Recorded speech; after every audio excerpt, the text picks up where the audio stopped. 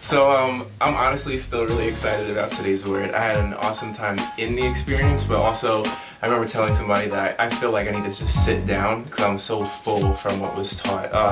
Every single point, there was so much meat in there. But you're not making me nervous because I'm like laughing because I'm thinking about what today was like, and it was like so on point that you could laugh. You know what I mean? It's like, dang, that's good, you know?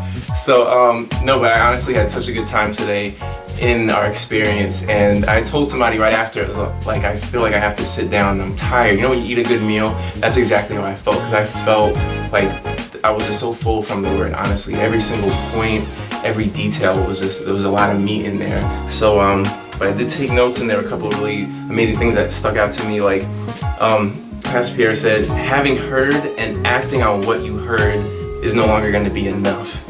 You have to be hearing from God today. So, you know, we say a lot of verses, you know, and certain things in the church get cliche, but he just reminded us today that you have to be actively hearing from God. Rehearse what God has said in the past. Rehearse what he says in his word, and just make sure it's active in your life on a daily basis.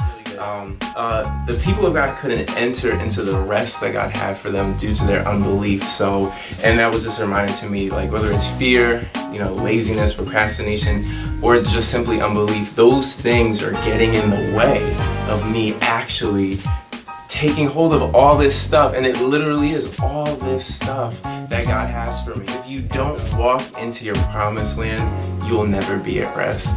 So you wonder, you know, sometimes I wonder why I'm frustrated with things or situations, or if I'm trying to accomplish something and it's not working, why am I frustrated? It's because I'm not really tapping into and taking hold of all of the awesome things that God has already, you know, before I was even born, already put aside for me, and it's prepared for me, and I just simply have to go in and take it.